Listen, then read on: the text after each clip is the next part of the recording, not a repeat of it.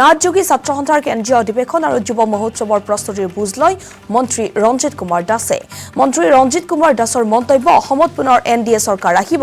কংগ্ৰেছৰ ৰাইজৰ পদূলিত ৰাইজৰ কংগ্ৰেছ শীৰ্ষক যাত্ৰাক লৈও মন্ত্ৰী ৰঞ্জিত কুমাৰ দাসৰ মন্তব্য, কংগ্ৰেছ দলে ৰাইজৰ পদূলিতেই থাকিব, আমি হনুমানৰ নিচিনাকৈ মানুহৰ বুকুত আছো। বিজেপিয়ে 90ৰ পৰা 100খন আসন লাভ কৰিব, কংগ্ৰেছে 7ৰ পৰা 8খনকৈ আসন আৰু বাকী কেইটা AIUDF পাব বুলি মন্তব্য ৰঞ্জিত কুমাৰ দাসৰ। এই মুহূৰ্তত মন্তব্য আছে, আগবঢ়াইছো।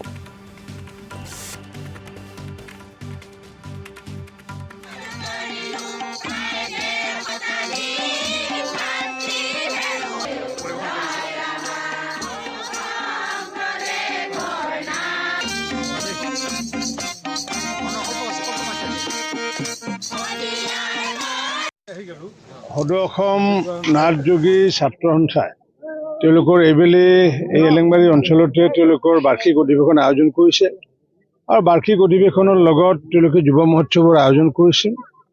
আৰু যিহেতু নাথযোগী ছাত্ৰ সন্থা এটি সবল এটা সংগঠন আৰু এই সংগঠনৰ তেওঁলোকৰ যিটো ঐক্যবদ্ধতা বা সকলোকে একত্ৰিত কৰাৰ যি তেওঁলোকৰ প্ৰয়াস, আৰু এই প্ৰয়াসত যে অকল যে নাথযোগীসকলৰ কাৰণে প্ৰয়াস কৰে তেনেকুৱা নহয়, এই অঞ্চলত বসবাস কৰা সকলো জাতি জনগোষ্ঠীৰ মাজত সমন্বয় তেওঁলোকে সৃষ্টি কৰি আহিছে।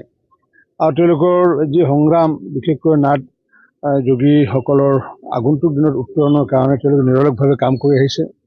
আৰু বিশেষকৈ ইয়াৰ সভাপতি অৰবিন্দ নাথ ডাঙৰীয়াই একেবাৰে সক্ৰিয়ভাৱে কাম কৰি আহিছে। মোক এই অনুষ্ঠানলৈ আমন্ত্ৰণ জনাইছিলে। আসাম টক্স, আপোচবিহীন অসম কণ্ঠ।